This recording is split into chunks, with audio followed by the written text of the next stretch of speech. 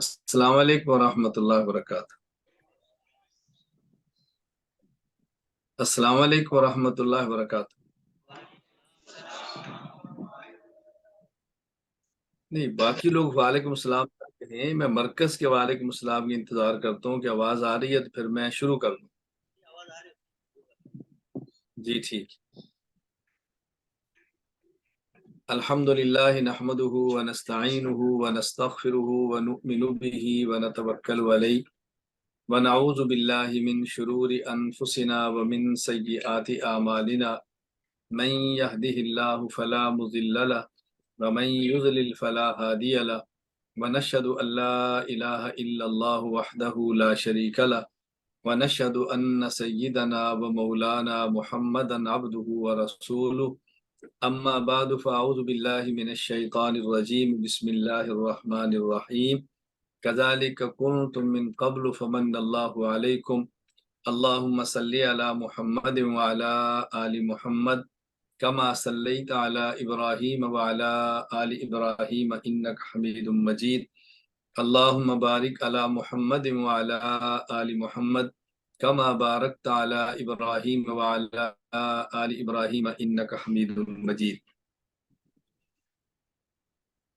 ہمارا اگست 2023 کو جو 3 روزہ دورہ تربیت العلماء چل رہا ہے، میں آج اس کے دوسرے دن کی نشست سے گفتگو کر رہا ہوں۔ میں نے ہر ایک نشست میں عرض کیا ہے کہ دورہ تربیت العلماء کا مطلب یہ ہے کہ علماء کرام کی فکری، نظریاتی، اخلاقی، عملی تربیت ہو جن لوگوں نے دین کا کام کرنا ہے۔ عام طور پہ جو لوگ میرا بیان سنتے ہیں یا نشستوں میں آتے ہیں تو ان کا ایک ذہن بنا ہوا ہے کہ شاید گفتگو رد فرقے باطلہ پہ ہونی ہے، گفتگو شاید کسی فتنے کے رد میں ہونی ہے۔ کوئی اس میں شک نہیں ہے کہ ہم رد فرقے باطلہ کرتے ہیں، اعتدال دلائل کے ساتھ کرتے ہیں، لیکن اس دورے کا مقصد یہ ہے کہ ہم نے ہر پہلو پر غور کرنا ہے۔ سب سے اہم یہ ہے کہ ہماری تربیت ہونی چاہیے۔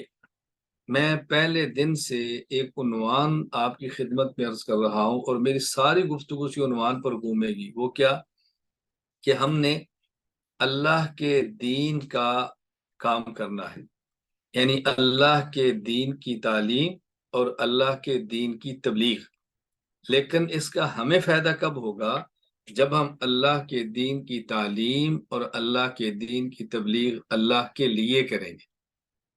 اب یہ ساری بات ذہن میں رکھنا ہے کہ ہمارا کام اللہ کے لیے ہو جائے، اور صرف لوگوں کو سمجھانا نہیں، ہمارے سارے اعمال اللہ کے لیے ہو جائیں اور ہمارا ہر کام اللہ کے لیے ہو، ہماری اپنی تربیت ہو، ہمارے سارے معاملات ٹھیک ہوں۔ تو اس وقت میں آپ کی خدمت میں عرض کر رہا ہوں جو گزشتہ نشستی اسی کا یہ تتمہ ہے۔ میں نے عنوان یہ قائم کیا تھا کہ ہمیں کام کرتے وقت اپنے ماضی کو ذہن میں رکھنا ہے، اپنے بچپن کو ذہن میں رکھنا ہے، جب ہم پڑھنے کے لیے نہیں آئے تھے اس دور کو ذہن میں رکھنا ہے، جب ہم نے پڑھنا شروع کیا اس کا ذہن میں رکھنا ہے، زمانہ طالب علمی کو سب چیزیں ذہن میں رکھنی ہیں۔ تو پھر مستقبل میں دین کا کام کرنا اور دین کی خدمت کرنا یہ بہت سہل ہوگا، اور ہم دائرے میں رہ کر کام کریں گے، دائرہ شریعت سے تجاوز نہیں کریں گے۔ بات اچھی طرح ذہن نشین فرما لیں، توجہ سے اب سنیں۔ کذالک کنتم من قبل فمن اللہ علیکم، میں اس پر گفتگو کر رہا تھا، آپ کے ذہن میں ساری بات ہوگی۔ آج میں کچھ چیزیں بنیادی ہم نے ذہن میں رکھنا ہے۔ سب سے پہلے یہ ذہن میں رکھیں کہ ہماری والدہ جس نے ہمیں جنا ہے اس وقت ہماری حالت کیا تھی؟ ہماری ماں نے ہمیں پیٹ میں رکھا ہے، ہماری ماں نے ہمیں گود میں رکھا ہے، ہماری ماں نے ہمیں دودھ پلایا ہے، ہماری ماں نے ہمارے ایک ایک چیز کو سنبھالا ہے، حتیٰ کہ ہماری بدبو برداشت کی ہے، بول برداشت کیا ہے، سردی گرمی برداشت کی ہے، پالا پوسا ہے۔ اور اتفاق یہ ہے کہ ہماری والدہ حافظہ بھی نہیں تھی، عالمہ بھی نہیں تھی، اسکول کی تعلیم بھی نہیں تھی، اور ممکن ہے بعض مائیں ایسی ہوں کہ جنہوں نے ناظرہ قرآن کریم بھی نہ پڑھا ہو، اور ممکن ہے بعض مائیں ایسی ہوں جو دین سے بھی بہت دور ہوں، لیکن اس ماں کا ہم پر احسان ہے۔ اب جب اللہ تعالیٰ ہمارا قد بنا دے، آپ کی شخصیت بن جائے، آپ کا تعارف ہو جائے، اس ماں کو ذہن میں رکھنے، اس والدہ کو نظر انداز نہیں کرنا، یہ بات اچھی طرح ذہن نشین فرما لیں۔ واقعات تو بہت ہیں، میں نے کئی بار عرض کیا کہ میں تسلسل کے ساتھ اپنے واقعات پیش کرتا رہتا ہوں تاکہ آپ کا ذہن بنے کہ آج بھی اس طرح افراد زندہ ہیں جو اپنی ماں کو اس طرح سنبھالتے ہیں اور معاملات ان کے یوں چلتے ہیں۔ مجھے اچھی طرح یاد ہے کہ ہماری والدہ چونکہ غیر عالمہ تھی، حافظہ بھی نہیں تھی، ناظرہ قرآن کریم پڑھا تھا، دین دار بہت تھی، تہجد کا اہتمام کرنا، تلاوت کا اہتمام کرنا، قرآن کریم پڑھنا، اپنے گھر کا کام کرنا، نبینے شوہر کو سنبھالنا، بہت خدمت گزار تھی، کوئی شک نہیں۔ لیکن ہماری والدہ چونکہ دیہاتی خاتون تھی تو وہ دھوتی استعمال کرتی تھی، اور ہم اس کو کہتے ہیں تہمت، وہ استعمال کرتی۔ اب ظاہر ہے میں مدرسے پڑھ کے آ گیا، مجھ سے بڑا بھائی کالج پڑھ کے آ گیا، ان کی فکر الگ ہے، میری سوچ الگ تھی۔ تو بھائی نے والدہ کو کئی بار کہا کہ آپ یہ تہمت باندھنا چھوڑ دیں، اچھا نہیں لگتا، یہ تو دیہاتیوں کا کام ہے اور عجیب ہے، اور یہ مطلب اس لہجے میں کہا کہ جو ایک نازیبا لہجہ تھا۔ میں نے بھائی سے کہا نہیں، اس ماں کو کچھ نہیں کہنا، اس والدہ کو جوں کا تو رہنے دینا۔ شریعت میں مقصود ستر اور پردہ ہے، پردہ تہمت میں بھی ہے، پردہ شلوار میں بھی ہے۔ اور اگر ہم دیکھیں تو رسول اکرم صلی اللہ علیہ وسلم نے زندگی بھر جو استعمال فرمایا ہے وہ تہمت، دھوتی اور لنگی استعمال فرمائی۔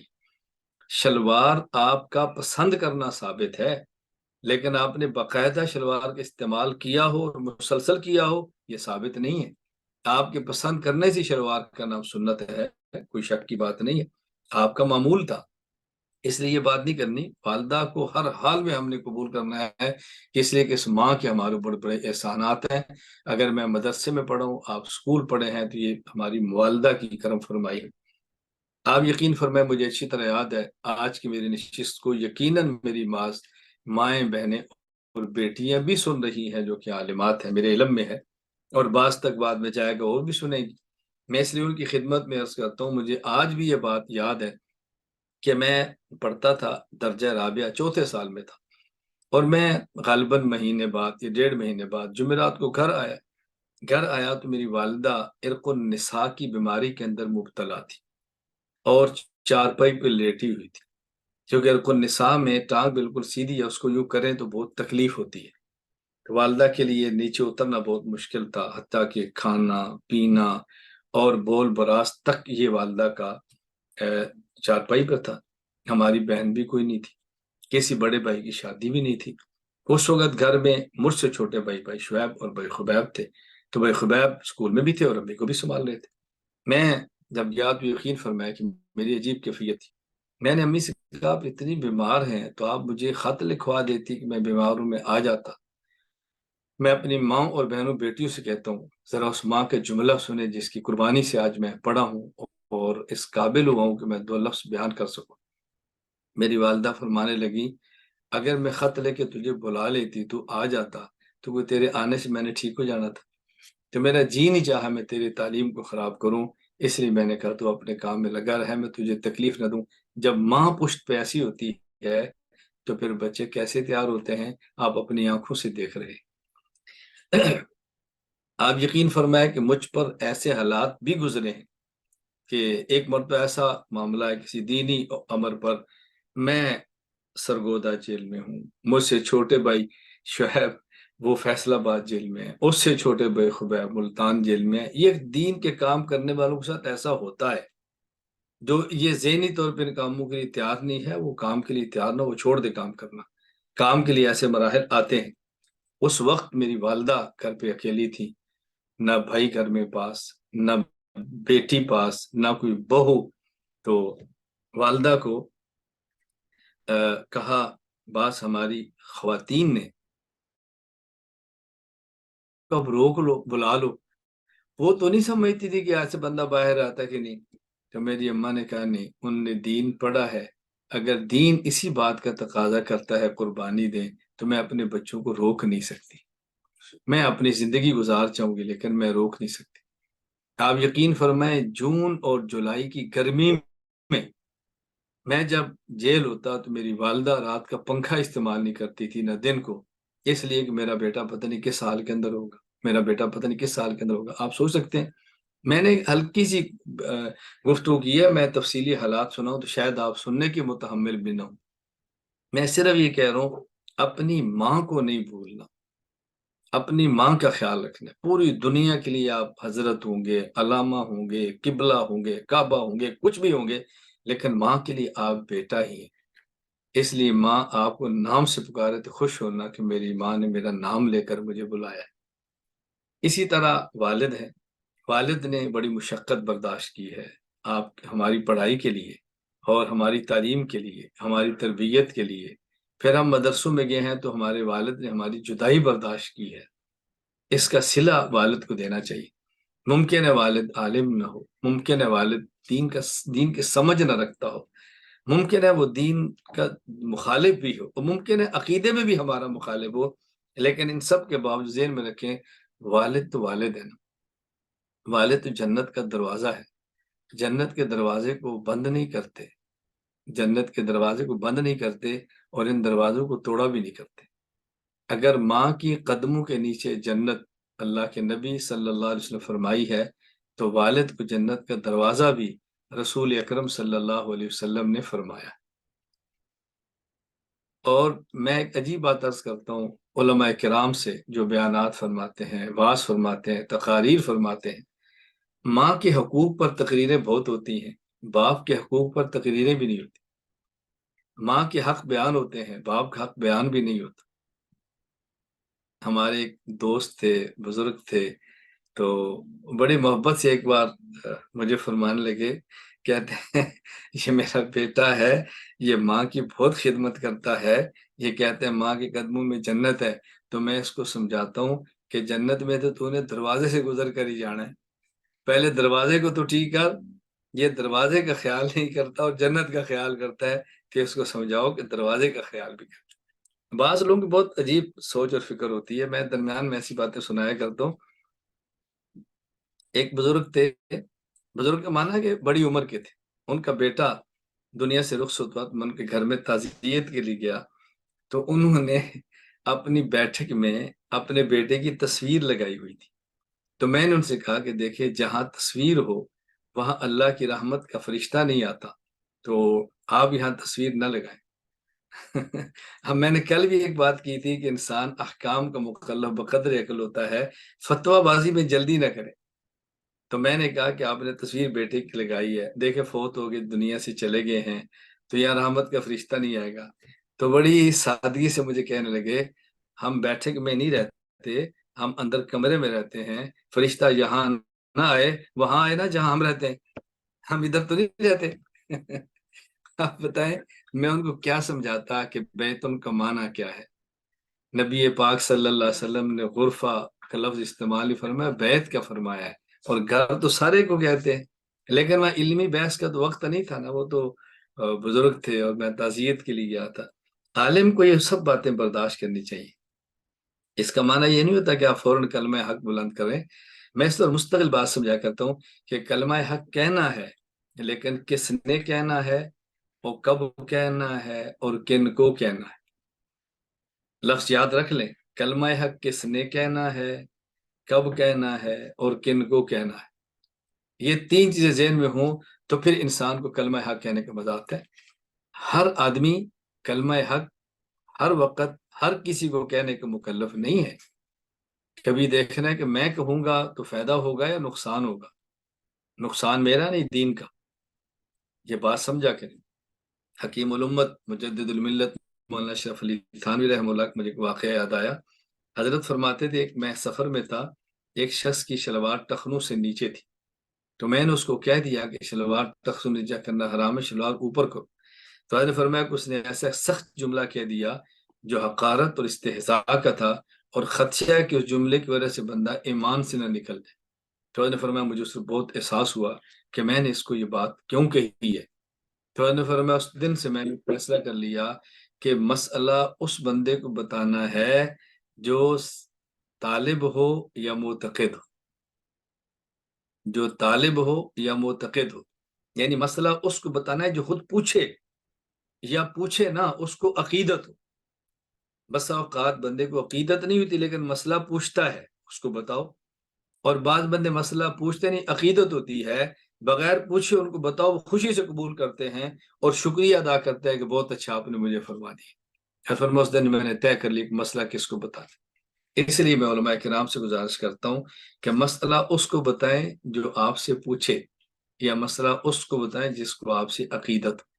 اب یہ تفصیلی گفتگو ہے، مجھے پتا ہے جب یہ میرا مختصر سا کلپ جائے گا تو اس پر منفی تبصرے بھی بہت آئیں گے کہ اس نے گنگا بنا دیا ہے، کلمہ ہے کہنے سے روک دیا. میں سمجھتا ہوں، میں سارے تبصروں کے لیے ذہنی طور پر تیار ہوتا ہوں، اور مجھ پر تبصرہ کرنے والے جتنے مبصرین ہیں وہ یہ بات بڑے ذوق شوق اور خوشی کے ساتھ سماعت فرمائیں کہ میں آپ کے تبصروں سے نہ متاثر ہوتا ہوں، نہ آپ کے تبصروں سے اپنی پالیسیاں بدلتا ہوں، اور نہ ہی میں نے بدلنی ہے. آپ اپنے تبصرے فرماتے رہیں اور ہمارے کام کی رفتار بھی دیکھتے رہیں انشاءاللہ. میں سوچ سمجھ کے بات کیا تو ایسے بات ہوا میں نہیں اڑاتا. خیر، والد کا بھی خیال رکھیں کہ والد کا حق ہے. مجھے اپنے والد صاحب کے بہت سارے واقعات یاد ہیں. میرے والد میں نے بتایا کہ اب آخری عمر ہے، نبینے بھی ہیں، والد صاحب بوڑھے بھی ہیں اور بیمار بھی. نبینے، والد صاحب بوڑھے، اور پھر والد صاحب بیمار، تین چیزیں اکٹھی ہیں. میرا یہ درجہ ثانیہ کا سال تھا اور چھٹیاں آئیں تو والد صاحب نے مجھے خط لکھوایا کہ والدہ نے خط لکھوایا کہ ابو بہت بیمار ہے اور ہرنیوں کی تکلیف ہے، وہ کہتے ہیں ریاض کو بلاؤ، وہ آئے گا تو میں آپریشن کراؤں. آپ محبت دیکھیں، شدت درد برداشت فرماتے رہے، لیکن اگر جب تک وہ نہیں آئے گا میں نے اسپتال نہیں جانا، وہ آئے گا تو پھر چلیں. اس وقت کی بات ہے جب میرے چہرے پہ شاید بال اتر رہے ہوں، میں چھوٹا سا تھا، میں آیا، ہسپتال لے گیا، آپریشن کروایا. پھر روزانہ میں والد صاحب کو اپنے گھر سے لے کر جاتا ڈیرے اپنی زمین پر، وہاں مسجد بھی تھی جہاں مرکز بنا ہے، جہاں آپ تشریف فرما ہیں. کاش میں نے کبھی اس کی کوئی تصاویر محفوظ کی ہوتی تو میں آپ کو دکھاتا یہ اس وقت کیا مرکز تھا اور کیا مسجد تھی جو ہمارے والد صاحب نے بنائی تھی. اور اس کی بھی ایک داستان ہے، میں پہلے بیان کر چکا ہوں، بڑی پھر کبھی سے. تو والد صاحب میں لے کر جاتا، جیسے ہمارے گاؤں میں رواج ہے، میں والد صاحب کو گدے پر بٹھاتا اور ڈیرے پر لے جاتا، پورا دن خدمت کرتا اور شام کو واپس لے جاتا. تو ایک دن گھر سے میں والد صاحب کو پیدل لے کر جا رہا تھا. آپ یقین فرمائیں مجھے ابھی تک منظر آنکھوں میں آتا ہے. جب ہم مین یعنی ہمارے گھر سے نکلے چوک پر، جو طلب ہے وہ سمجھتے ہیں بائیں طرف مسجد آتی ہے، پھر دائیں طرف ہم سڑک کی طرف جب نکلتے ہیں، وہاں تھوڑا سا آگے جا کر تو والد صاحب بیمار تھے، شاید چلنا مشکل ہوا، تو مجھے کہا نیچے بیٹھ. میں نیچے بیٹھا اور میرے کندھوں پر بیٹھ کے مجھے کہا مجھے اٹھا کے لے کر چل. اب میں چھوٹا تھا، میں کیسے اٹھاتا؟ پھر والد صاحب مجھے یاد ہے ڈانٹا اور مجھے مارا تو مجھے اٹھا کر کیوں لے کر نہیں جاتا. خدا گواہ ہے میں نے ایک لفظ اپنی زبان سے نہیں کہا. مجھے پتا تھا کہ ابا جی نبینے بھی ہیں، ابا جی بوڑھے بھی ہیں، ابا جی بیمار بھی ہیں. ان کے ذہن میں یہ بات نہیں آ رہی کہ میں اس بچے کے ساتھ کیا کر رہا ہوں. میں نے کچھ نہیں کیا. والد والد ہوتا ہے، میں کیسے آپ کو سمجھاؤں. میں علماء کرام سے عرض کر رہا ہوں، یہ میرے جملے یاد رکھنا. اگر آپ دنیا میں ترقی چاہتے ہیں تو والد اور والدہ کو خوش رکھیں. اگر اپنے علوم میں برکت اور دنیا دین میں ترقی چاہتے ہیں تو اپنے اساتذہ کو خوش رکھیں. جس نے اپنے اساتذہ کو خوش کر لیا اس کے علوم اور دینی امور میں ترقی مقدر بن جاتی ہے. جس نے والدین کو راضی رکھا تو دنیاوی امور میں ترقی اس کا مقدر بن جاتی ہے. میں کبھی اپنی صفائی نہیں دیتا کہ میں نیک ہوں، کبھی نہیں صفائی دیتا، آپ نے سنا. لیکن یہ میں ضرور کہتا ہوں الحمدللہ قاعدہ کے استاد سے لے کر، جو تو میں نے اپنے والد صاحب کے پاس پڑھا ہے، شروع سے لے کر اور آخر تک میرے اساتذہ کرام میں سے کوئی استاد بھی ایسا نہیں جو مجھ سے ناراض ہو کر دنیا سے گیا ہو. کوئی استاد بھی ایسا نہیں جو ناراض ہو کر دنیا سے گیا ہو. میرے ایک استاد کسی وجہ سے مجھ سے ناراض تھے، اور اگر کسی ان کے شاگرد تک میری یہ بات پہنچے تو حاشا وکلا، میں اللہ کو گواہ بنا کر ہر قسم کی قسم اٹھا سکتا ہوں کہ میرا کوئی اور معاملات میں دخل نہیں تھا، جیسے وہ ناراض تھے ان کا خیال ہی یہ تھا کہ شاید اس کا دخل ہے۔ لیکن جب مجھے پتا چلا استاد جی اسپتال میں تھے، بیمار تھے، میں اسپتال گیا اور ان کے پاؤں پکڑ کے میں نے صفائی نہیں دی، میں نے کہا استاد جی میں معافی مانگنے کے لیے مجھے معاف کر دیں۔ مجھے آج تک میرے کانوں میں آواز گونجتی ہے، 3 بار فرمایا میں نے معاف کیا، میں نے معاف کیا، میں نے معاف کیا۔ پھر جو میری ہمت تھی میں نے ان کی خدمت میں پیسے ہدیہ پیش کیے، ہاتھ چوم کے باہر چلا۔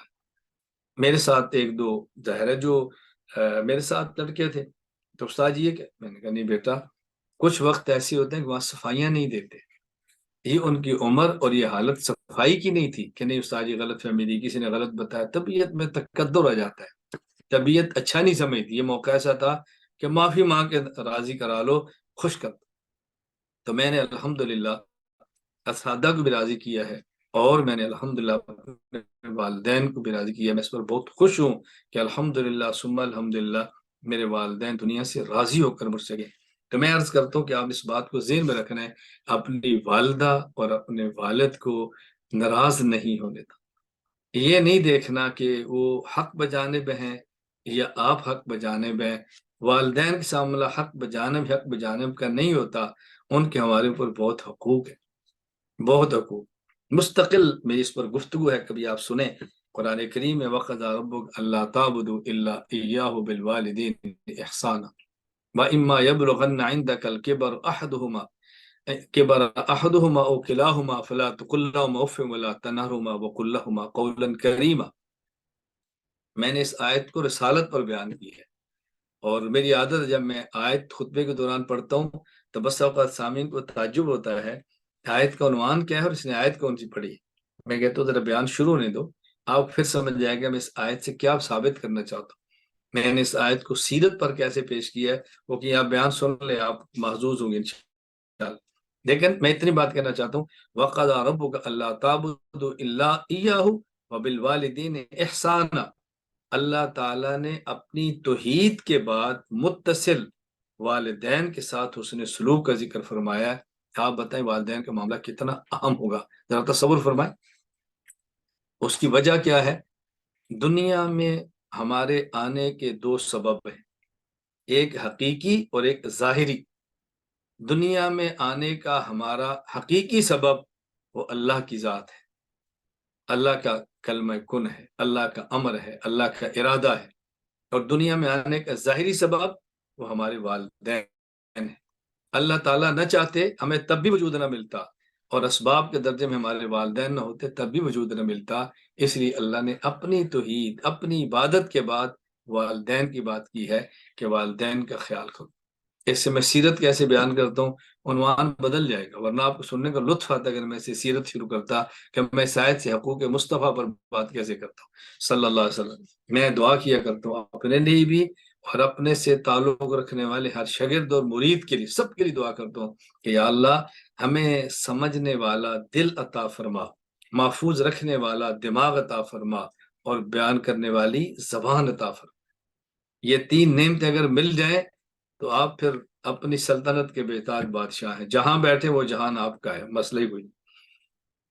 اسی طرح اس بات کا خیال رکھیں کہ جن اساتذہ کرام سے پڑھا ہے ان اساتذہ کا خیال کریں۔ ان اساتذہ میں سے وہ استاد جس نے ہمیں قاعدہ پڑھایا ہے، وہ استاد جس نے ناظرہ قرآن پڑھایا ہے، وہ ایک مسجد کا امام ہے، سادہ حافظ قرآن ہے، اور ممکن ہے گاؤں میں ہونے کی وجہ سے اور دین کا علم نہ ہونے کی وجہ سے وہ بدعات کا ارتکاب بھی کرتا ہوگا، دیہات میں رہتا ہوگا، لیکن اس استاذ کو بھی نظر انداز نہیں کرنا۔ اس کا احسان ہے، اس نے ہمیں بسم اللہ پڑھائی ہے، آغاز اس نے کرایا ہے اور ہم یہاں تک پہنچے۔ اور اگر وہ ہمارے گاؤں میں وہ حافظ جی وہ سادے سے آج نہ ہوتے تو ہماری گاؤں میں شاید مسجد نہ ہوتی، ہمارے گاؤں میں شاید اللہ کا نام لینے والا کوئی نہ ہوتا، اذان نہ ہوتی، وہ ماحول نہ بنتا جو حافظ جی نے بنایا تھا، اور آج ان کے ماحول کا نتیجہ ہے کہ ہم عالم بنے۔ میرے یہاں جب تخصص کے لیے علماء کرام تشریف لاتے ہیں تو میں ان کو بطور تاکید یہ بات کہتا ہوں کہ بیٹا واپس جاؤ اور آپ کے گاؤں کے جو پرانے حافظ جی ہیں ان کے سامنے بولنا نہیں، ان کے زندہ ہونے آپ نے ممبر پر بیٹھنے کی خواہش نہیں کرنی، آپ نے مصلی پر چڑھنے کی کوشش نہیں کرنی، ان کا احترام کرو، ان کی عزت کرو، اور جو ان کو آپ کی بدعات اور ان کی رسومات نظر آتی ہیں، یہ ان کی مجبوری سمجھو، ان کی معاشی حالات سمجھو۔ اگر آپ چاہتے ہیں میں ان کی زندگی میں مصلی پر آ جاؤں، ان کی زندگی میں ممبر پر آ جاؤں، ان کی زندگی میں دین بیان کروں، تو اس کا حل پھر ان کی خدمت ہے۔ ان کے مسائل پہ تنقید نہ کرو، ان کے راستے میں رکاوٹ نہ بنو، ان کی جوتی سیدھی کرو، ان کی خدمت کرو، ان کا ہدیہ پیش کرو۔ وہ خوش ہو کر خود کہیں گے کہ بیٹا جب تو آئے نا تو نماز تو پڑھایا کر، بیٹا جب آئے نا تو درس تو دیا کر، بیٹا جب آئے نا تو یہ کام تو کیا کر، وہ خود فرمائیں گے۔ اس لیے اس حافظ کی بھی قدر کرنی ہے جس نے گاؤں میں اس دین کو زندہ رکھا اور ہمارے عالم کا سبب بنا۔ اس کے بعد وہ اساتذہ جن نے ہمیں شروع میں قاعدہ فارسی کا پڑھایا ہے، جن نے ہمیں نحو کی ابتدا کرائی ہے، صرف کی ابتدا کرائی ہے، فقہ کی ابتدا کرائی ہے، مبتدی اساتذہ، ان کا بھی خیال کریں، اور دورہ حدیث تک کے اور تخصص تک کے وہ تمام اساتذہ جن سے ہم نے پڑھا ہے، ان تمام اساتذہ کرام کا خیال کریں، ان کی عزت کریں۔ کبھی ان سے ملاقات ہو تو ان کو ملیں، ان کو ہاتھ کو بوسہ دیں، ان کی خدمت میں ہدیہ پیش کریں۔ اللہ توفیق عطا فرمائے، ان کی ضرورتیں پوری فرمائیں۔ اپنے اساتذہ سے ہمیشہ تعلق ادب کا اور نیاز مندی کا رکھنا ہے، اس کو آپ نے کبھی بھی نظر انداز نہیں کرنا۔ ہمیشہ احترام ادب ان تمام اساتذہ کا کرنا ہے۔ ممکن ہے اس میں بعض اساتذہ ایسے بھی ہوں کہ جن سے آج آپ کی صلاحیت زیادہ ہو، آپ کا حلقہ زیادہ ہو، آپ ان سے آگے نکل جائیں، لیکن ان کا خیال کرنا ہے۔ اگر وہ ہمیں نہ پڑھاتے تو آج ہمارا نام لینے کے لیے دنیا میں تیار نہ ہوتا۔ یہ ان کی محنت ہے کہ ہم یہاں تک پہنچے ہیں۔ لیکن یہاں اس بات کا خیال ضرور کرنا ہے، ایک استاد سے قاعدہ پڑھا ہے، کسی سے ناظر قرآن پڑھا ہے، کسی سے قرآن کریم حفظ کیا ہے، کسی سے کتب پڑھی ہیں، کسی سے تخصص فی الافتاء کیا ہے، تخصص فی العقائد الاسلامیہ کیا ہے، تخصص فی تفسیر کیا ہے، تخصص فی الحدیث کیا ہے، تخصص فی اللغہ کیا ہے، کچھ اور بھی کیا ہوگا۔ یہ ذہن میں رکھیں، ادب احترام ان تمام اساتذہ کا کرنا ہے، لیکن مستقل تمام کے ساتھ چل نہیں سکتے، مستقل تو ایک کے ساتھ چلنا ہے۔ وہ ایک استاد جو آپ کی ضرورتیں پوری کرتا ہے، اس کے ساتھ مستقل چلیں۔ آپ بینکنگ کے شعبے میں چلے گئے ہیں تو اب آپ دیکھیں کہ آپ کی ضرورت کون سا استاد پوری کرتا ہے، اس کی پالیسی کا خیال کریں۔ آپ دعوت تبلیغ کے کام میں چلے گئے ہیں، آپ اس استاذ کا خیال کریں۔ جو کام آپ کرنا چاہ رہے ہیں اور جس استاذ کے ذوق ہے، آپ اس سے رابطہ رکھیں، ان کی پالیسیوں کا احترام کریں، تعلق رکھیں، لیکن احترام اور ادب تمام اساتذہ کا کریں، کسی ایک استاذ کو بھی نظر انداز نہ کریں۔ اور یہ بات میری اچھی طرح ذہن نشین فرما لیں، بسا اوقات نہیں، اکثر اوقات ایسے ہوتا ہے، بسا اوقات نہیں، اکثر اوقات ایسے ہوتا ہے کہ وہ علماء جو میدان میں نکل کر قیادت کرتے ہیں کسی بھی میدان میں، اساتذہ کرام ان کے اتنی شہرت کے حامل نہیں ہوتے جتنی شہرت کے حامل ان کے تلامذہ اور شاگرد بن جاتے ہیں، اکثر ایسے ہوتے ہیں۔ اور دوسری بات، بہت سارے شاگرد ایسے ہوتے ہیں کہ ان کا حلقہ افراد کبھی استاد سے بڑھ جاتا ہے، کبھی ان کی فتوحات بظاہر استاد سے بڑھ جاتی ہیں، ان کی تصانیف کی تعداد استاد سے بڑھ جاتی ہے، ان کے سننے والوں کا مجمع استاد سے بڑھ جاتا ہے۔ اس بنیاد پر گھمنڈ نہ کرنا کہ میرا استاذ کیا ہے، میں تو یوں ہوں، یہ تو میری صلاحیت ہے، یہ تو میری محنت ہے جہاں تک میں پہنچاؤں، یہ کیا ہوا؟ اگر وہ استاذ محنت کر کے پالش نہ کرتا، آپ کی صلاحیتیں نہ نکھیرتا، تو آج آپ وہاں تک نہ پہنچتے جہاں تک آپ کی صلاحیتیں آپ کو پہنچا رہی ہیں۔ ذرا سوچیں کہ میں بھی ہوں، میرے ساتھ 10 لڑکے اور بھی ہیں، میں اپنی بات نہیں کر رہا، میں عمومی ہر بندہ سوچے کہ بھئی میں ہوں، میرے ساتھ 10 اور بھی ہیں، صلاحیتیں ان کے اندر بھی ہیں، میرے اندر بھی ہیں۔ آج ایک مقام تک میں ہوں، وہ نہیں ہے، صلاحیتیں تو دونوں کے اندر تھی۔ کیوں؟ اس لیے کہ وہ استاذ کے ہتھے نہیں چڑھے تھے، اور میں ایک استاذ کے ہتھے چڑھ گیا تو میں نکھر گیا۔ میں اس کی کتنی مثالیں آپ کو دیں، کتنی مثالیں پیش کروں۔ میں سمجھانے کے لیے 3 مثالیں پیش کرتا ہوں جو میرا ذوق ہے، میرا مزاج ہے، اور جس کو میں پورے عالم میں پھیلاتا ہوں۔ نمبر 1، صحابہ کرام رضی اللہ تعالیٰ عنہ مجمعین، یہ شاگرد ہیں رسول اکرم صلی اللہ علیہ وسلم کے۔ اب مجھے آپ بتائیں کہ رسول اکرم صلی اللہ علیہ وسلم کے دور میں قرآن کریم اس طرح نہیں جمع ہوا جس طرح مصحف میں آج موجود ہے، لیکن اگر اللہ کے نبی یہ قرآن نہ دیتے تو کس نے جمع کرنا تھا؟ رسول اکرم صلی اللہ علیہ وسلم کے عہد نبوت میں اتنی فتوحات نہیں تھی جو فتوحات خلفائے راشدین کے دور میں ہوئی ہیں، لیکن اگر اللہ کے نبی ان کو کلمہ نہ پڑھاتے، وہ حضور سے دین نہ سیکھتے، یہ فتوحات کون کرتا؟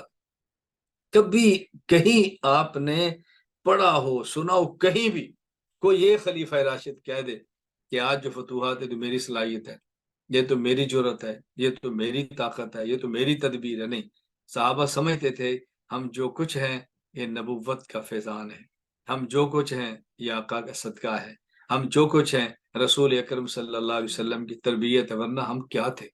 وہ سمجھتے ہیں۔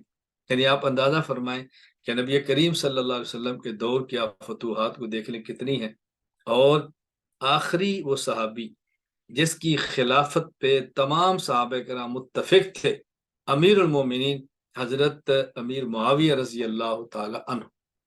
پہلے عہد صدیقی ہے، پھر عہد فاروقی ہے، پھر عہد عثمانی ہے، پھر عہد علی المرتضیٰ ہے۔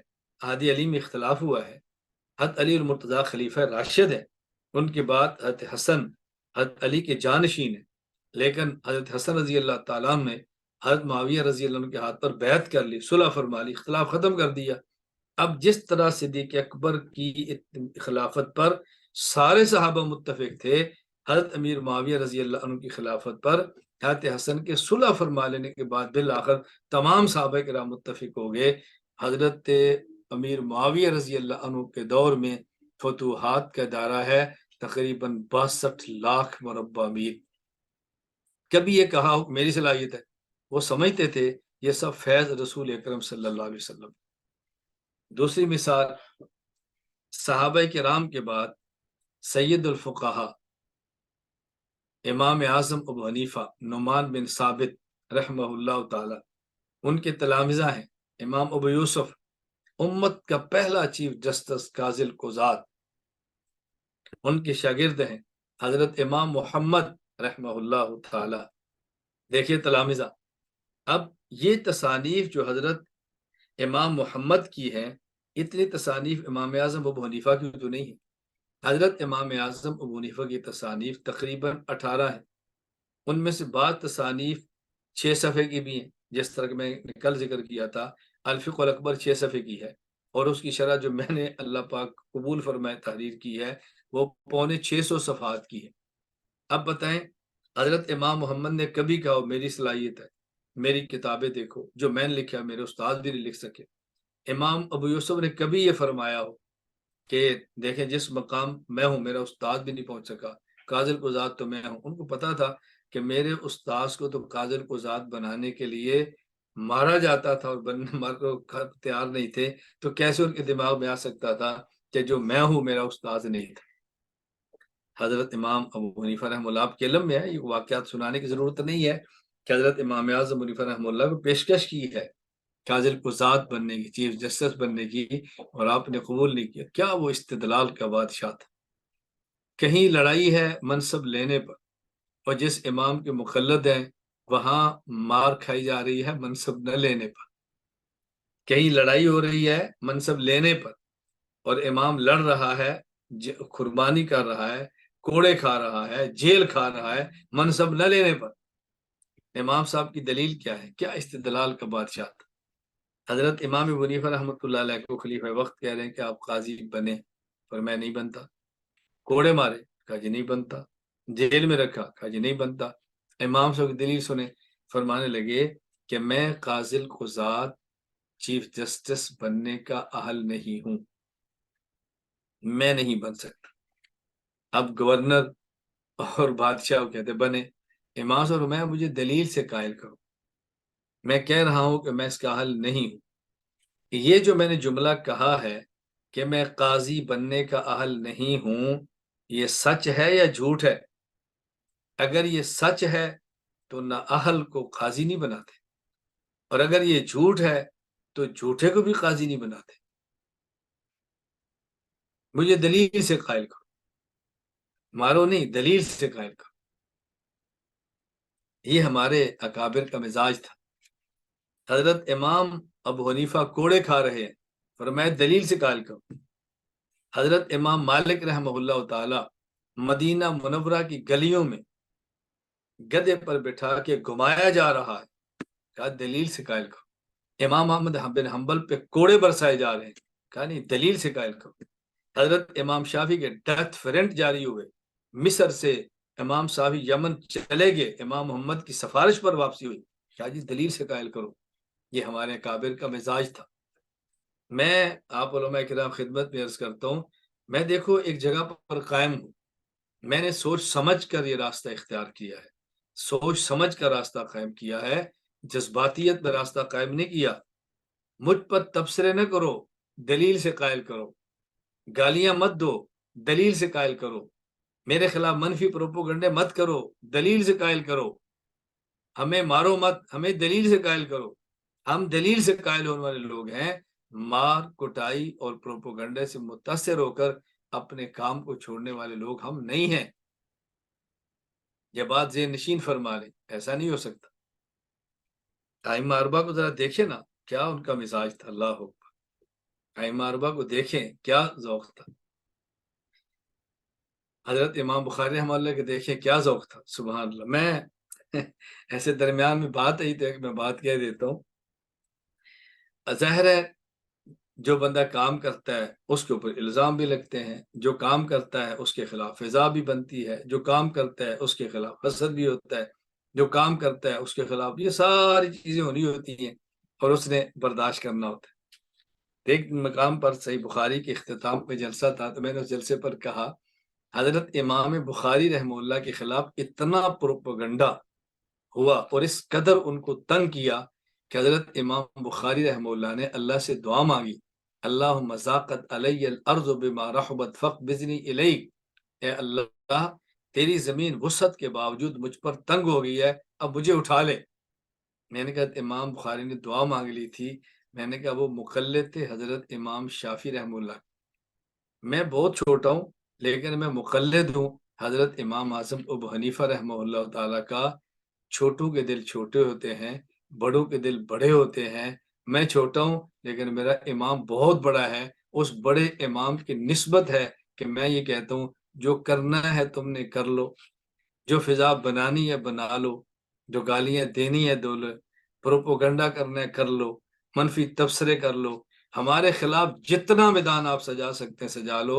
میں اتنی جلدی تمہارے پروپوگنڈے سے ڈر کے تم موت کی تمنا نہیں کرتا۔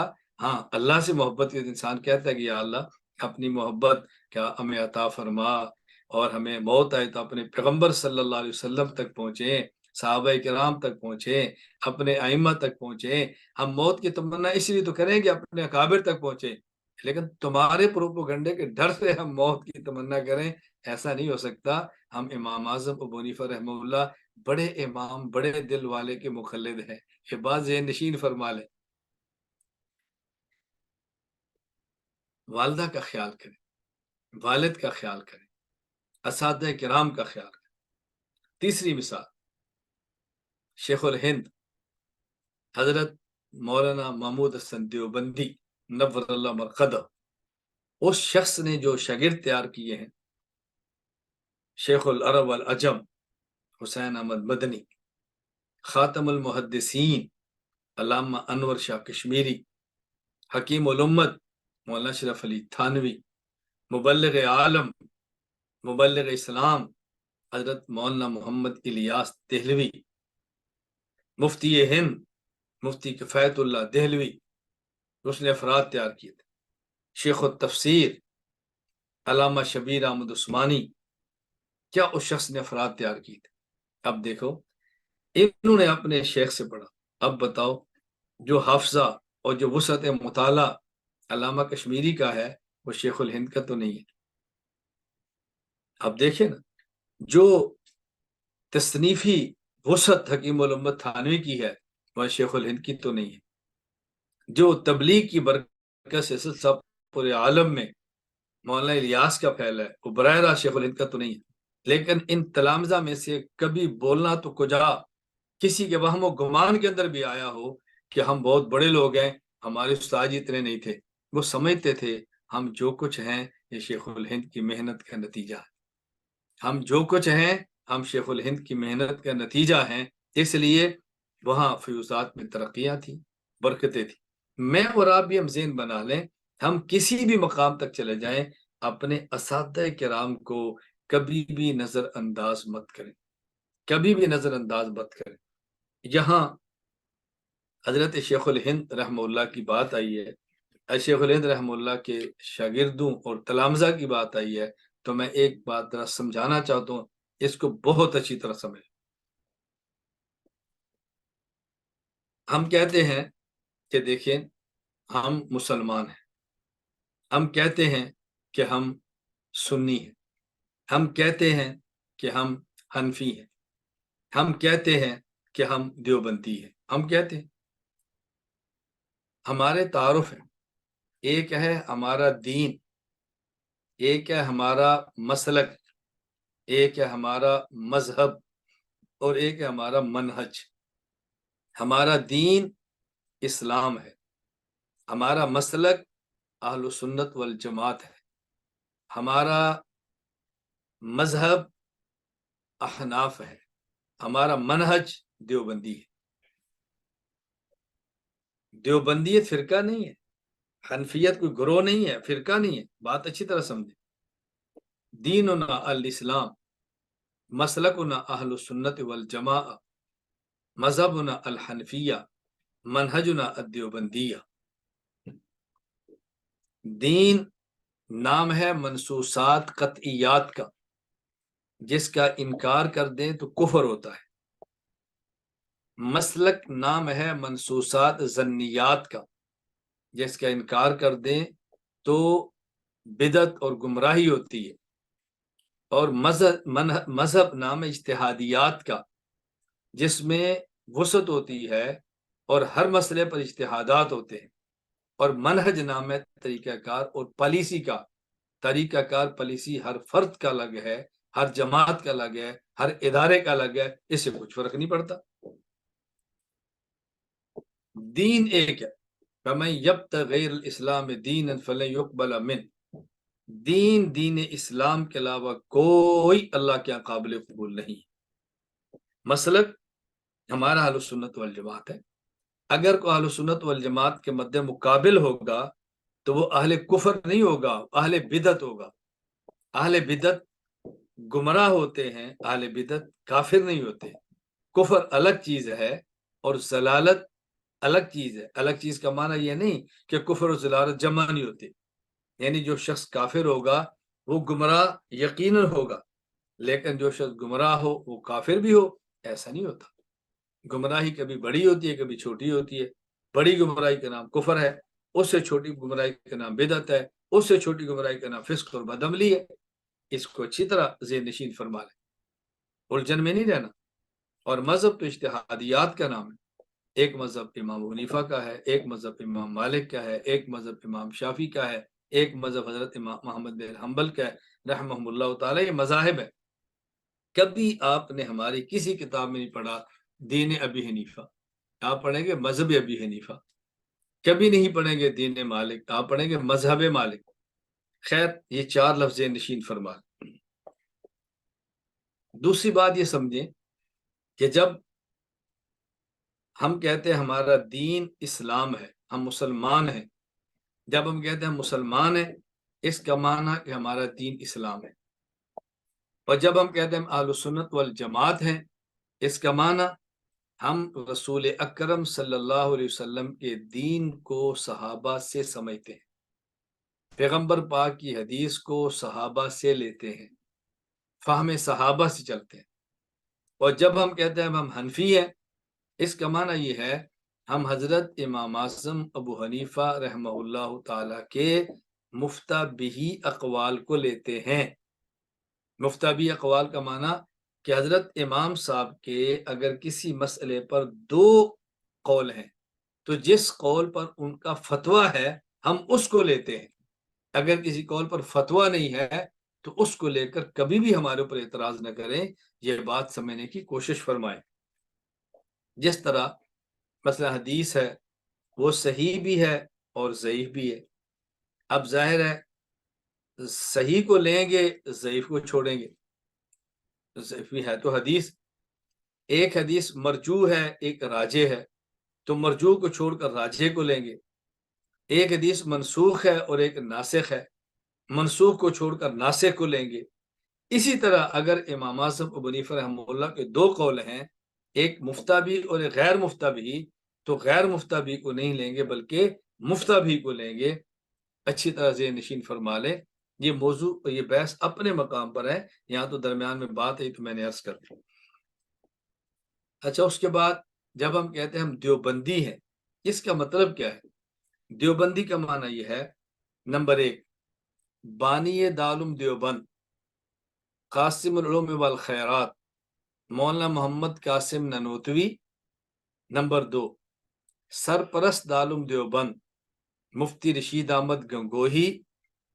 نمبر تین، سب سے پہلا طالب علم اور سب سے پہلا صدر مدرس دارالعلوم دیوبند شیخ الہند مولانا محمود حسن دیوبندی، اور شیخ الہند مولانا محمود دیوبندی کے براہ راست شاگرد حضرت تھانوی، حضرت مدنی، حضرت مولانا الیاس، حضرت علامہ کشمیری، حضرت مفتی کفایت اللہ دہلوی، یہ ہے دیوبندی۔ دیوبندیت کا معنی حضرت گنگوہی، حضرت ننوتوی، حضرت شیخ الہند اور شیخ الہند کے براہ راست تلامذہ، ان کی رائے کا نام دیوبندی رائے ہے۔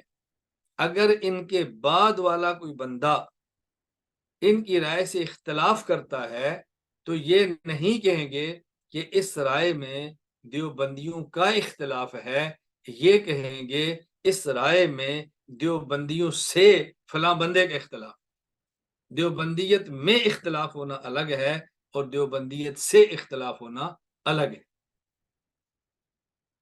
حیات النبی صلی اللہ علیہ وسلم کا عقیدہ یہ تمام دیوبند کا متفق علیہ عقیدہ ہے۔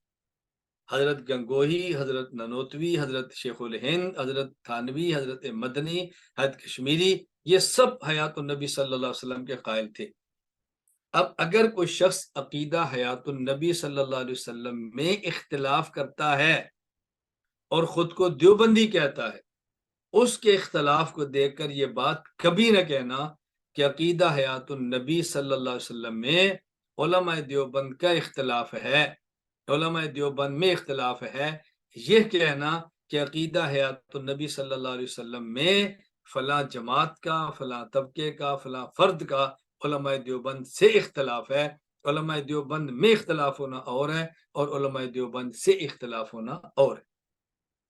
میں سمجھانے کے لیے اس کی مثال دیا کرتا ہوں کہ جس طرح تمام اہل اسلام کا اتفاق ہے، تمام اہل اسلام کا اجماع ہے، تمام اہل اسلام کی متفقہ رائے ہے کہ حضور اکرم صلی اللہ علیہ وسلم خاتم النبیین ہیں، آپ آخری نبی ہیں، آپ کے بعد کسی بھی قسم کا تشریعی، غیر تشریعی، ذلی، بروزی، کسی بھی قسم کا کوئی نبی پیدا نہیں ہوگا، یہ مسلمانوں کا متفقہ مسئلہ ہے۔ آج قادیانی مرزا غلام احمد قادیانی کو نبی مانتے ہیں، مرزا غلام احمد قادیانی کو نبی مانتے ہیں، یا وہ حضور اکرم صلی اللہ علیہ وسلم کے بعد کسی نئے نبی کے پیدا ہونے کے قائل ہیں، تو لوگ کہتے ہیں کہ جی ختم نبوت کے مسئلے میں مسلمانوں میں اختلاف ہے، بعض کہتے ہیں حضرت محمد صلی اللہ علیہ وسلم آخری نبی ہے اور بعض کہتے ہیں حضرت محمد صلی اللہ علیہ وسلم کے بعد مرزا غلام احمد قادیانی نبی ہے۔ ہم انہیں یہ بات کہتے ہیں کہ ختم نبوت کے مسئلے پہ مسلمانوں میں اختلاف نہیں ہے، ختم نبوت کے مسئلے پہ قادیانیوں کا مسلمانوں سے اختلاف ہے، مسلمانوں میں اختلاف ہونا اور بات ہے اور مسلمانوں سے اختلاف ہونا اور بات ہے۔ اسی طرح دیوبند میں اختلاف ہونا اور بات ہے اور دیوبند سے اختلاف ہونا اور بات ہے۔ اس کو اچھی طرح ذہن نشین فرمائیں، الجھن کے اندر مبتلا نہیں ہونا۔ یہاں بات چل پڑی ہے تو میں بات تھوڑی سی اور کر لیتا ہوں۔ جب ہم یہ بات کہتے ہیں کہ اکابرین، اچھا ہماری نسبت دیوبندی ہے، اچھا اسی طرح جب ہم یہ بات کہتے ہیں ہم ماتوریدی ہیں، ہم اشعری ہیں، تو لوگ اعتراض کرتے ہیں کہ جب تم حنفی ہو، امام اعظم ابو حنیفہ رحمہ اللہ کے مقلد ہو، تو پھر تم خود کو عقائد میں ماتوریدی یا تم خود کو عقائد میں اشعری کیوں کہتے ہو؟ کیا تم عقائد میں ان کے مقلد ہو؟ یہ تو بات اچھی طرح ذہن نشین فرما لیں۔ حضرت امام اعظم ابو حنیفہ رحمۃ اللہ علیہ نے جس طرح فقہ مرتب فرمائی اور اس کو فرمایا مسائل عملیہ کو الفقہ الاصغر، آپ نے علم الکلام اور عقائد پر پہلی کتاب الفقہ الاکبر تحریر فرمائی، اور عقائد کو فرماتے علم الفقہ الاکبر۔ حضرت امام ابو حنیفہ رحمۃ اللہ علیہ نے عقائد پر بھی کام فرمایا ہے، اور حضرت امام اعظم ابو حنیفہ رحمہ اللہ تعالی نے مسائل پر بھی کام فرمایا ہے۔ ہمیں عقائد کے معاملے میں حنفیت کو چھوڑ کر کہیں جانے کی ضرورت نہیں۔ جب ہم خود کو ماتوریدی یا اشعری کہتے ہیں، اس کا معنی یہ نہیں ہے کہ ہم عقائد میں امام ابو منصور ماتوریدی کے مقلد ہیں یا عقائد میں امام ابو الحسن اشعری رحمہ اللہ کے مقلد ہیں۔ اس کا معنی یہ ہوتا ہے کہ جب معتزلہ اہل سنت والجماعت کے میدان میں اترے تو اہل سنت والجماعت کے میدان میں اترے، معتزلہ کا سب سے زیادہ جو مقابلہ کیا ہے وہ امام ابو الحسن اشعری نے کیا ہے، اور امام ابو منصور ماتوریدی نے فرمایا ہے۔ تو ہم معتزلہ کے مقابلے میں ہم ماتوریدی ہیں، معتزلہ کے مقابلے میں ہم اشعری ہیں۔ تو ماتوریدی اور اشعری ہونے کا معنی یہ نہیں ہے کہ ہم حنفی نہیں ہیں، اس کا معنی یہ ہے کہ ہم معتزلی نہیں ہیں، معتزلہ کے مقابلے میں ہم ماترید اشعری ہیں۔ یہ بات ذہن نشین فرما، یہ بالکل ایسے ہی ہے کہ جیسے آج کے دور میں ہمارے ہاں بر صغیر میں عموماً اور دنیا کے بہت سارے بر صغیر میں خصوصاً، اور بر صغیر پاکستان، ہندوستان، بنگلہ دیش، ان میں خصوصاً اور پوری دنیا میں عموماً دو طبقے ایسے ہیں جو خود کو حنفی کہتے ہیں، لیکن دونوں کی آراء الگ ہیں۔ ایک طبقہ بریلوی خود کو کہہ رہا ہے، ایک طبقہ خود کو دیوبندی کہہ رہا ہے، نسبت دونوں حنفیت کی طرف کر رہے ہیں۔ تو جب ہم کہتے ہیں ہم دیوبندی ہیں، اس کا معنی یہ نہیں ہے کہ ہم حنفی نہیں ہیں، اس کا معنی یہ ہے کہ بر صغیر میں ایک شخص پیدا ہوئے جن کا نام احمد رضا خان تھا، کچھ انہوں نے باتیں ایسی کی جو ہمارے اکابر کے یہاں غلط تھی، تو ہم اپنی نسبت ان کی طرف نہیں کرتے، کیونکہ ان کی پیدائش الٹا بانس بریلی میں ہے، اس کی طرف نسبت کرتے ہوئے احمد رضا خان بریلوی کہا جاتا، اور ان کو بڑا ماننے والے خود کو بریلوی کہتے ہیں۔ اور ہمارے اکابر جو حنفیت کی طرف نسبت کرتے دیوبند شہر میں، انہوں نے دارالعلوم قائم فرمایا، اور ہمیں ان کی طرف نسبت کرنے کی وجہ سے دیوبندی کہا جاتا ہے۔ تو جب ہم خود کو دیوبندی کہتے ہیں، اس کا معنی یہ نہیں ہوتا کہ ہم حنفی نہیں ہیں، بلکہ اس کا معنی یہ ہوتا ہے کہ ہم وہ نہیں جو خود کو حنفی کہتے ہوئے بریلوی کہتے ہیں، ہم وہ ہیں جو حنفی کہتے ہوئے خود کو دیوبندی کہتے ہیں۔ اسی طرح جب ہم کہتے ہیں ماتوریدی یا اشعری ہیں، اس کا معنی یہ نہیں ہے ہم اشعری اور ماتوریدی ہیں، ہم حنفی نہیں ہیں، اس کا معنی یہ ہے کہ ہم جس طرح فروعی مسائل میں حضرت امام ابو حنیفہ کی رائے کو لیتے ہیں، مالکیہ اور شافعیہ کے مقابلے میں جب معتزلہ اور اہل سنت والجماعت کا شدت سے اختلاف ہوا تو معتزلہ کے مقابلے میں عقائد میں لیتے ہیں امام ابو الحسن اشعری کو اور امام ابو منصور ماتریدی کو رحمہم اللہ تعالی۔ یہ بات اچھی طرح ذہن نشین فرما لیں تاکہ کوئی الجھن باقی نہ رہے۔ ایک بات اور سن لیں، جب ہم خود کو دیوبندی کہتے ہیں تو اس کا معنی یہ ہے کہ ہم دیوبند کے اکابرین کی طرف اپنی نسبت کرتے ہیں، تو ہمیں اس نسبت پر فخر کے ساتھ کھڑا ہونا ہے۔ سعادت کے ساتھ کھڑا ہونا ہے، سر تان کے سینہ تان کے کھڑا ہونا ہے، اور سر اٹھا کے کھڑا ہونا ہے، فخر کے ساتھ کھڑا ہونا ہے، آنکھیں جھکا کر نہیں کھڑا ہونا۔ اس لیے کہ ہمارے دارالعلوم دیوبند کے سرپرست، دارالعلوم دیوبند کے بانی، دارالعلوم دیوبند کے پہلے طالب علم اور صدر مدرس اور ان کے تلامذہ نے وہ دنیا میں علمی، عملی، اخلاقی انقلاب برپا کیا ہے کہ آپ یقین فرمائیں تاریخ عالم اس کی مثال پیش کرنے سے عاجز ہے۔ ہمارا کردار ہے، ہمارے کابرین کا کردار ہے۔ میں اس عنوان پہ بات نہیں کر رہا، میں عرض کر رہا ہوں۔ اس لیے میں تمام حضرات سے کہتا ہوں، اپنے اکابرین دارالعلوم دیوبند، حضرت گنگوہی، حضرت مدنی، اپنے اکابرین دارالعلوم دیوبند، حضرت گنگوہی، حضرت ننوتوی، حضرت شیخ الہند، ان کے تلامذہ حضرت مدنی، حضرت تھانوی، حضرت مفتی کفایت اللہ دہلوی، حضرت علامہ کشمیری، حضرت مولانا الیاس، ہم ان کی طرف نسبت فخر سے کرتے ہیں، اور سر اٹھا کے کرتے ہیں، اور سینہ تان کے کرتے ہیں، اور میدان عمل میں نکل کے کرتے ہیں، کوئی چھپ کے نہیں کرتے۔ اور جو ان حضرات نے کام فرمایا اس کی قدر کرتے ہیں، اس کو پھیلاتے ہیں۔ جو انہوں نے لکھا اس کو ہم دنیا میں عام کرتے ہیں۔ ان پر ہونے والے اعتراضات کے ہم جواب دیتے ہیں۔ ہم کسی کے بزرگوں کی پگڑیاں نہیں اچھالتے، لیکن ان کی پگڑیوں کا دفاع کرتے ہیں اور کرتے رہیں گے انشاءاللہ العزیز۔ میں اس وقت اس حوالے سے جو بات کہنا چاہتا ہوں دورہ تربیت العلماء، علماء کرام سے، وہ یہ کہ ہمارے اکابر نے کیا لکھا اس کو پڑھو۔ ہمارے اکابر نے کیا لکھا اس کو پڑھو۔ ہمارے اکابر نے کیا لکھا اس کو پڑھو۔ اپنے اکابرین کو پڑھو، تمہیں سمجھ آئے کہ ہمارے اکابر کیا ہے۔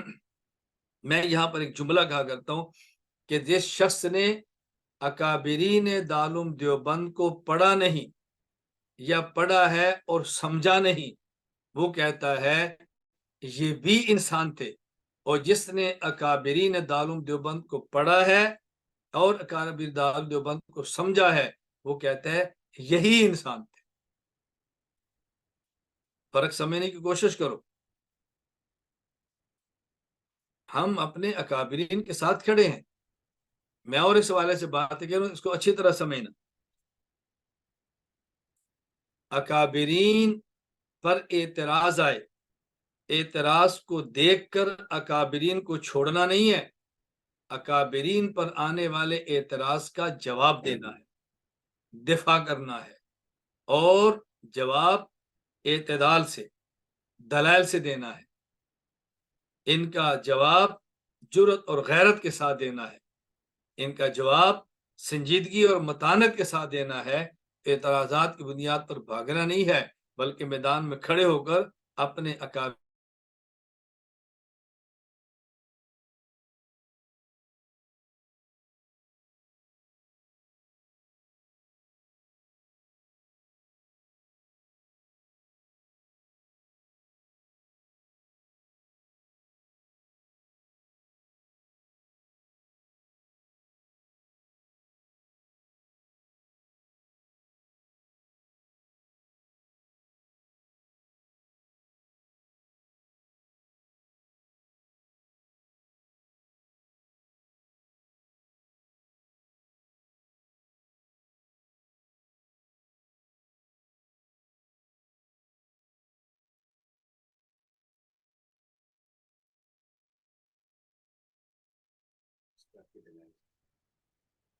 میں نے آج کی نشست میں جو گفتگو کی ہے، میں اس کا آخر میں خلاصہ عرض کر دیتا ہوں کہ جو حضرات دینی خدمات سر انجام دیتے ہوئے کسی مقام پر پہنچ جائیں، اللہ آپ سب کو پہنچائے، ان کو چاہیے اپنی والدہ کی کبھی بھی قربانیوں کو نظر انداز نہ کریں، اپنے والد کی محنت کو کبھی فراموش نہ کریں، اپنے اساتذہ جنہوں نے قاعدہ قرآن کریم اور دیگر کتب پڑھائیں ان کے ادب احترام کے اندر کبھی کمی نہ کریں۔